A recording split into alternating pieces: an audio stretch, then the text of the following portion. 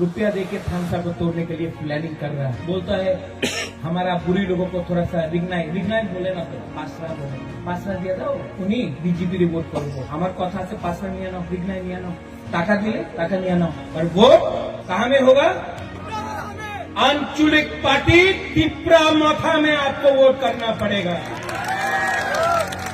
और क्वाइफांग से मैं बोल रहा हूँ, एडीसी में हम लोग जीतेगा, तिपरा माथा एडीसी इलेक्शन जीतेगा।